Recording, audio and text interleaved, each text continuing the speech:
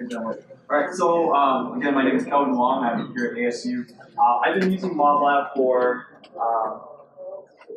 6, 7 years, and how I've used MobLab in the classroom has changed over time. And so this is sort of what I do, and I understand everyone has a different way of teaching. And so my hope is that maybe you can take bits and pieces and see how it can fit into your own classroom after today's session.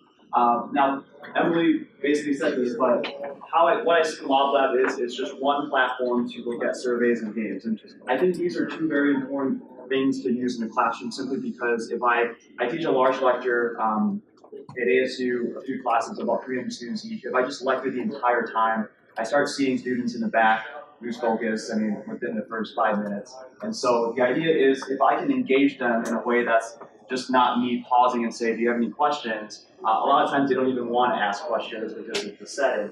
And so what I started doing was every class I would have these discussion-based quizzes that students would participate in, kind of like what we did in the earlier session this morning, just to engage them and have them think about something. Sometimes it's a quiz where I just introduce a topic, I gave an example, I say, okay, well, just to test your understanding, now you try. And so instead of saying, okay, you have to log on to this platform for this and then that platform for that, it's nice to have one platform that both delivers surveys and games. And games, I'll talk a little bit more about today, because that's sort of, I think, the differentiating factor with MobLab. And so I'll introduce what I generally do each semester.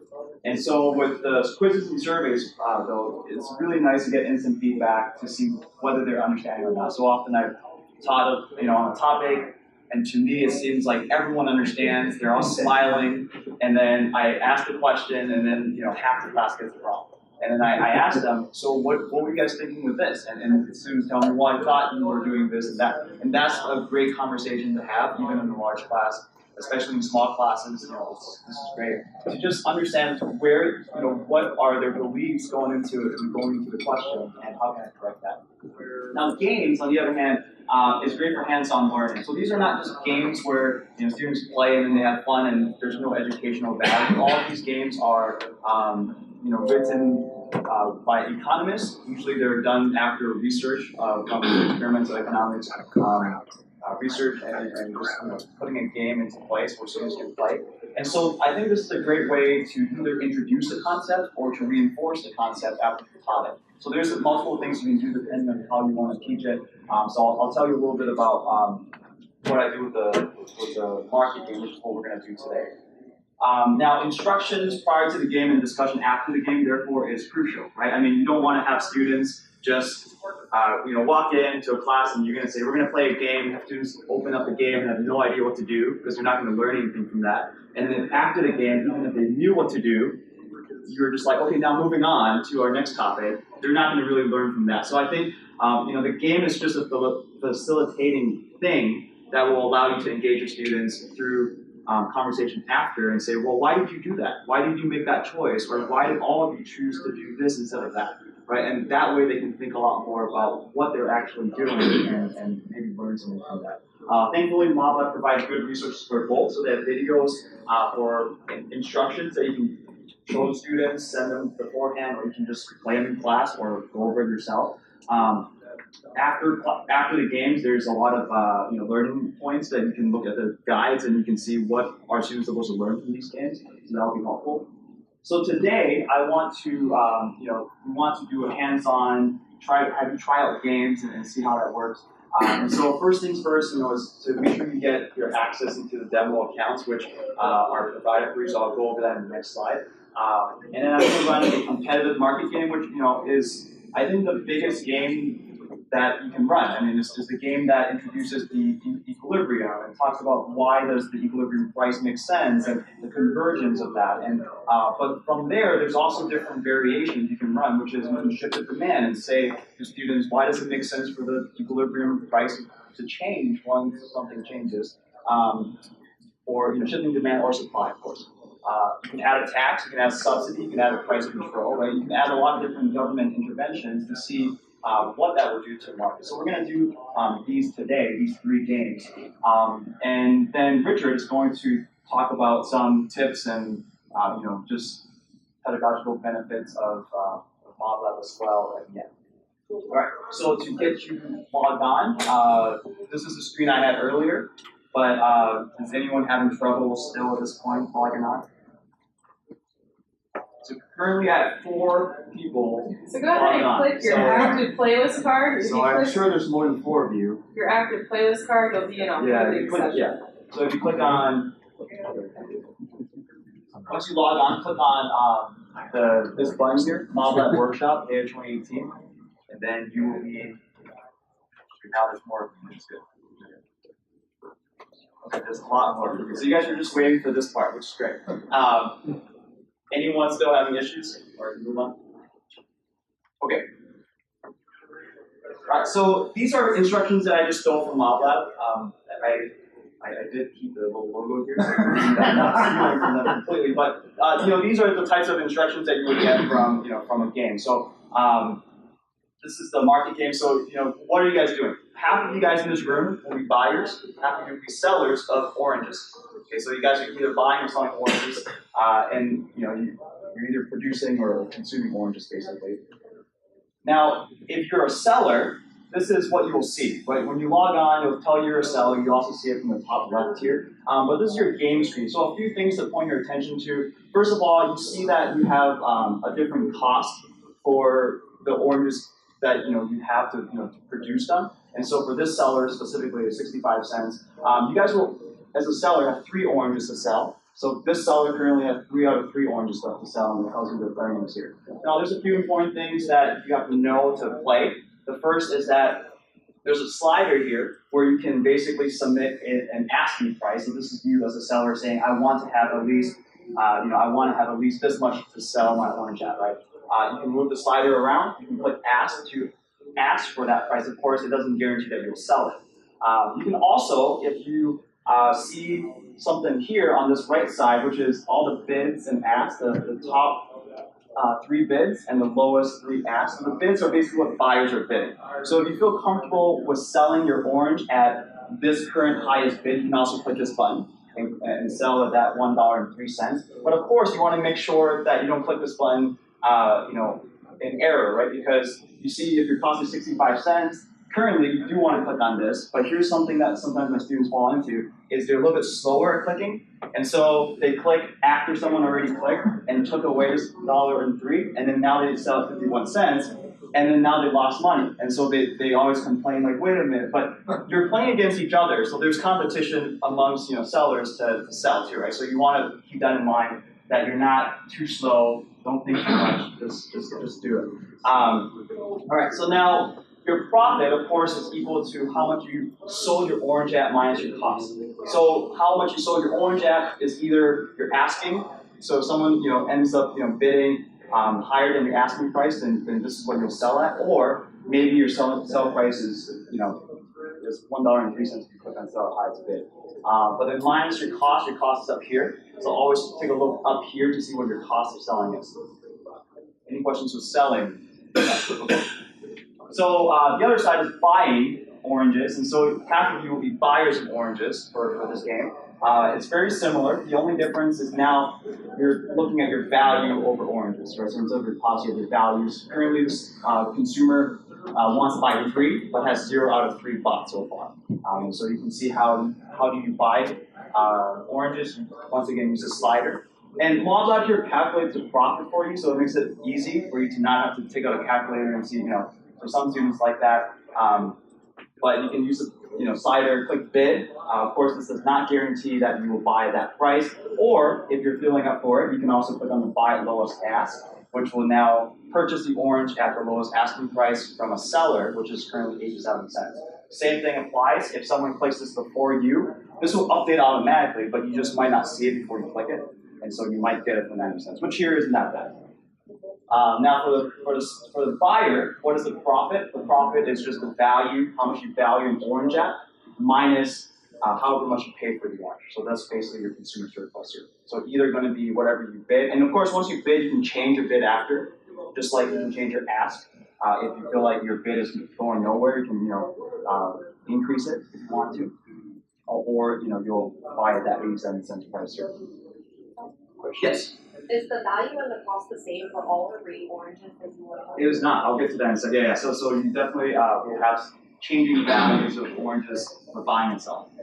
As in, okay, that's not I think what I was asking. So for all three oranges that I am buying, would it stay constant for each orange? No. So your value for oranges will decrease after you. So once I bought one, that value will change. Right. Yeah. Exactly. Yeah. So just the diminishing margin utility at work here as well. So but I'll get to that. Said that students and buyers have to be accelerated. Determined of the system. It's determined of the system. Yeah. And so my goal today is not to go over like the nuts and bolts of how do you set parameters and all these things. It's very flexible what you do with MobLab. My hope is just to show you what it does, and then if you're interested in thinking like, well, how do I set up the game this way or that way? That's something that a lot of the MobLab folks can then spend time with you doing too. But I'll definitely show you the screen of what you'll see as an instructor. That way you'll see what it's all about. All right. Yeah. Please. I have to ask this again. Yeah, please. About accessibility. Okay. So a student using the screen reader has access to all of this information as well or not? So I had a student that was who was blind last year, right? And that was very, very hard. So what I ended up having him do was he sometimes has like someone who came with him to help take notes and stuff, and so they can communicate in that way. But I'm not sure as far as the screen readers, like it wouldn't read the things on the app, right? So all of our surveys are accessible. However, there's no gaming technology currently out there that is fully accessible. So when you see this come across in classrooms, what I suggest to instructors is to build what I like to call a company of two. Right. And it also tends to make it a little more interactive, since sometimes your phone, students are very used to being engrossed in their phone and not talking. So if you pair them up in a group, that gets them talking through the experiment, two heads in one, using the language. Now, of course, bids are offers to buy, ask are offers to sell. You guys, I mentioned that before. But one thing I do want to say is you can also look at the past purchases for the entire market through this graph. Just to get an idea of what other transactions are going on.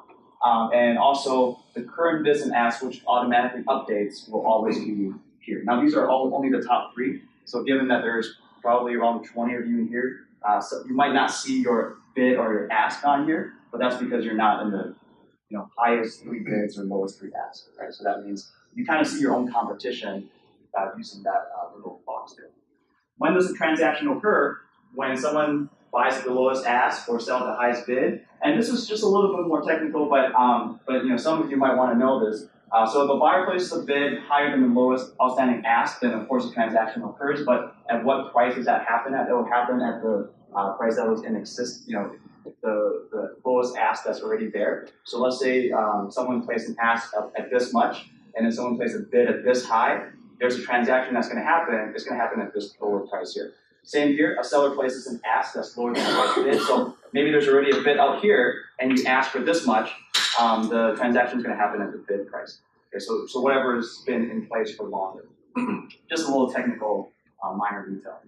All right, what happens when a transaction occurs? And so this is the point earlier about the value of the next orange is going to be lower than the previous orange. And then also the cost to supply the next orange is greater than the previous orange. So you can also talk about the idea of diminishing returns here as well, that this is something that we see in life, and so we're going to put it into this game. Now, just to make sure, right, so you might go through instructions, and I tend to try to integrate this game after I just introduced that when you look at supply equals demand, that's the equilibrium price. I instantly stop because a lot of times students just say, should I just believe that? And so I just say, okay, before we go any further, because I haven't convinced you that supply equals demand, why would that be an equilibrium price? That's when I then go into the game. So I talk about this game and I say, you don't have any idea right now what the market for oranges is going to be like. Well, let's try it. Or so let's try it out. But before we play, I usually give them a pre-game survey. And the reason for that is because I want to make sure they actually know what they're doing. Right? So a lot of students can sit there and say, I get it, and then they get to the game and they're like, I don't get it. Right? Rather than having that happen and ruining their experience, I try to give just a quick couple questions that ask to make sure that they understand what they're doing. So I'll do that with you guys. Don't worry about getting things wrong. I know at conferences you're like, oh my goodness, I'm an economist, I need to get this right. Don't worry about it, right? Literally just look at the question. You can answer whatever you want. No one's going to judge you for it. So I'm going to start. but if you're currently on the screen that says waiting for your instructor to start, then you're all set. If you're not, then you might want to raise your hand. But I'm going to click begin. So let me actually show you how easy it is here. So let me just pop here. So this is what I see right now. All these students are logged on. So you guys are all logged on. And I got here, just from looking at this pre-game survey. So I click, run survey. So in class, I'll just click run. I see all my students here already. All I do is click begin. Right, so once I click begin, you guys see the question on your screen, and I can also see details of how you guys are doing. Right, so I can be monitoring this as you guys work. So I'm not going to talk. I'll let you guys look at the question.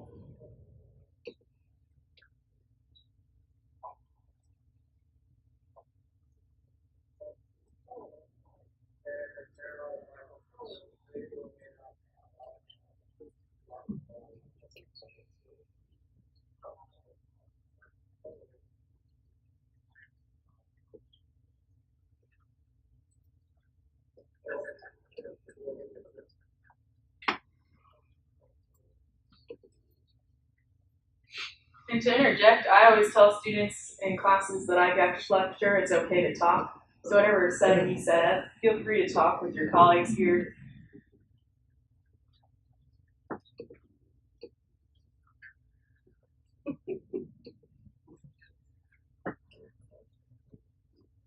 So I'll just give you guys another minute. But yeah, feel free to talk, share answers, do whatever you need to.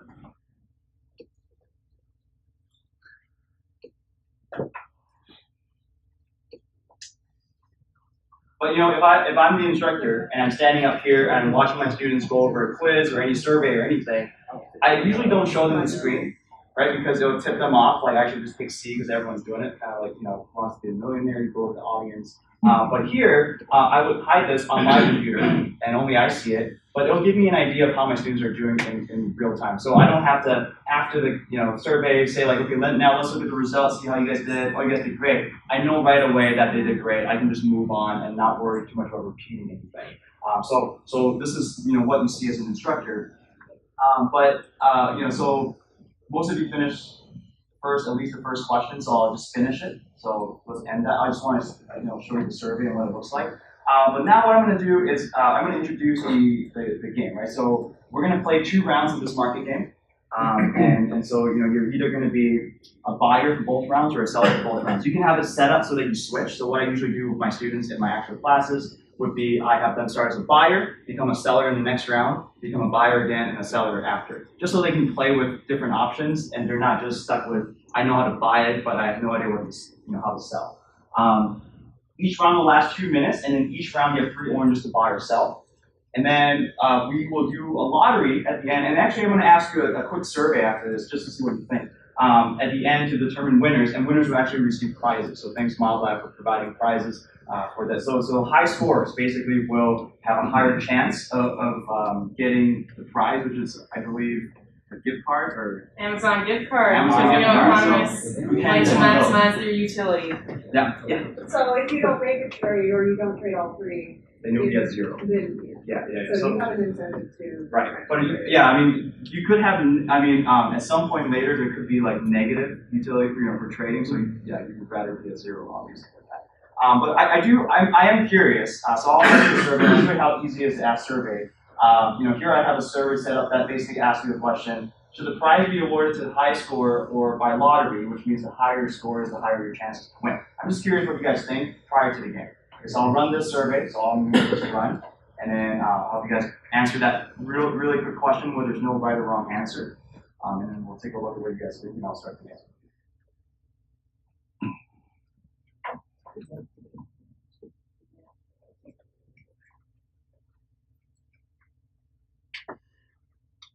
How many classrooms, or how many class sessions does this usually run? How many class sessions? Yes. What do you mean? Like 1 hour, 1 class, 2 classes. How many classes do you use this? So with MobLab I use it in every single class that I teach, but with surveys and quizzes. And so I don't necessarily run games every day. I run the big games like with I'll tell you what games I run in a little bit. But the game is really just like it could be as short as you want, it could be as long as you want. So it could be asynchronous. You can leave it on for a week. You can have it just run for 10 minutes in class or 5 minutes in class. Is that kind of your question? Or? Well, for example, if it was a face-to-face class, Yes. does it usually do one class period? To run like a game or to run? To run this game. So I usually put about 15 to 20 minutes to it. Yeah, so I try to do it. Now, this is just doing the market game, the discussion, instructions. It usually takes between 15 to 20 minutes. It could take longer, but then I just wanted to, go on with the material after that. And so you could take an entire class with it because there's a lot of variations you can try, you can shift and everything. Yeah. So you do questions to surveys, which talk surveys. This should take place in like Yeah. So basically, instead of having like multiple systems where I say now click on your clickers, you're going to play you click on your phones. It's just one system that's just most of them have phones already, so they don't have to buy like a clicker. The app's free, and so that it's free to use, and then they pay like a license. But with the Cengage partnership now, it's just part of MindTech, which is awesome. All right, so that's the idea that I want them to be kind of in one system, rather than three.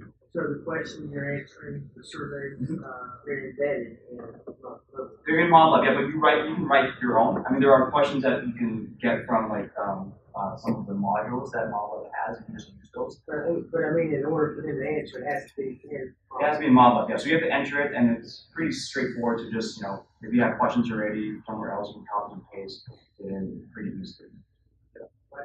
Likely, I can write something on the board, say answer. Oh yeah, okay. So I do that sometimes with my slides too, right? I can say, here's an example, and then I'll just start a survey. But then, like instead of having the question and answers, it'll just say, answer the question on the board, A, B, C, D, right? I'll just give the choices. You can also embed this into PowerPoint. I just haven't done that before. You can embed all the survey questions in MobLab into PowerPoint as well. So that'll be more similar to like in Clicker style. Of like here's a question, you can see a live update. So that's something you can do on MobLab as well. Yeah. So Kevin, you're from the ASU, has a huge online presence. Have online teachers been able to use this as well? Not to my knowledge so far. So I teach face-to-face classes, and so that's what I focused on. I haven't thought about my colleagues that it's online, but Richard is going to talk about that. Yeah, I can tell you at HCC we use that. So the way that would work is there's two ways to work it. In the old days, when I used another product, after everyone was about that, the precursor before MobLab, we would do simultaneous games. But then in MobLab, what I've discovered it's a lot easier just to use robots, and so we use robots. So there's two ways you can come on, sign in at a particular hour, at a particular time, or what I think is a lower maintenance route. Simply make the game live. I do it for a click on 168 hours. Emily helped me with a lot of this because I had some misfires at the beginning because I didn't know what I was doing. And then you open up the whole week, you choose the number of robots for that game, and you're ready to rock and roll. Cool. You do the same thing that Kelvin did, which is give them pre-game instructions, pre-experiment instructions. And then what I do on those is I only, for scores, because everybody's into, you grade this, whatever, certainly online, if there isn't some kind of skin game, some kind of assessment. So at the end, it's a post-experiment assessment, and I get scored and transfer those grades into Canvas or whatever your LMS is. And that's been successful. I mean, there's not a lot of complaining or whining. I found it very exciting. Okay, so any other questions? So you guys have been waiting super patiently. So let's start the game. So we're going to play 2 rounds of 2 minutes. There's going to be a 10-second pause after each round. You don't carry over your oranges across rounds, so you don't sell your oranges. You don't sell more oranges next round, so just keep that in mind. I'll start the game in 5, 4, 3, 2, 1. Go ahead.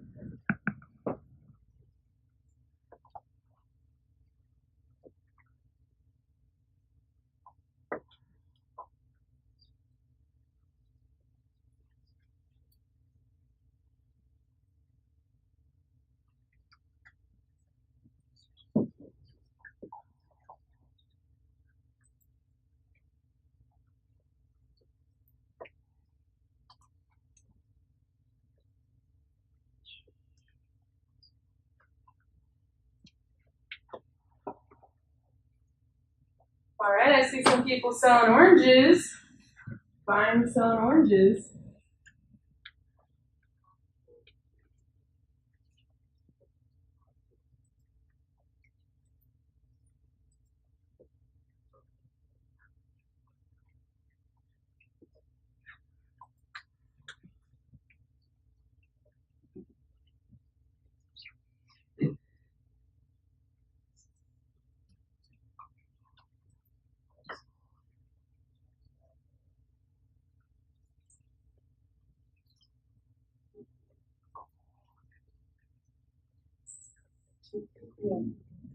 Excellent.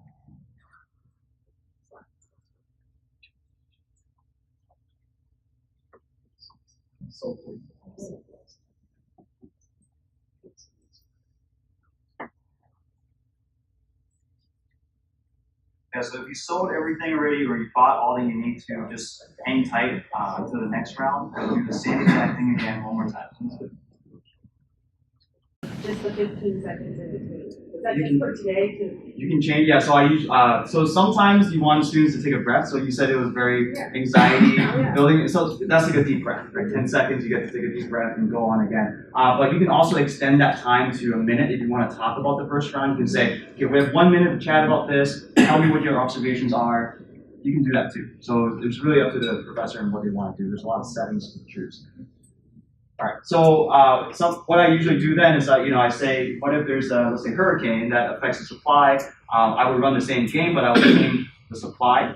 And you now see that with higher costs, you can go through that same argument of, well, why would the cost increase? And so that usually generates, I think, good discussion as well for students to say, well, it makes sense. The sellers, their costs are higher, so we would expect the price to be higher as well. Yeah. Do you change it and then rerun it, or just to end the discussion? Oh, I rerun it. Yeah, so I would rerun it, but for the sake of time today, because I just saw the clock. Yeah, I was going to run it today as well. Now with the tax, you can also add a tax. You can add a subsidy. You can add a price control. I was going to run a tax case today, adding a 30-cent tax to sellers. One of the things that I think students tend to get confused a lot about is, when I say, okay, well, I'm going to add a 30-cent tax to sellers, see what happens. Well, they tend to think if you're a buyer, then you're not affected at all. Right? They think, oh, sellers, too bad for them, right? They have to pay 30 cents more. But then what I generally try to get to after the experiment is, well, are consumers affected when a tax is placed on a producer? Of course it is, right? There's a shared burden of this tax, and so there's an interesting discussion to go from the data itself, right? To show them the data and say, look, you guys were buying at, maybe 15 cents higher than before.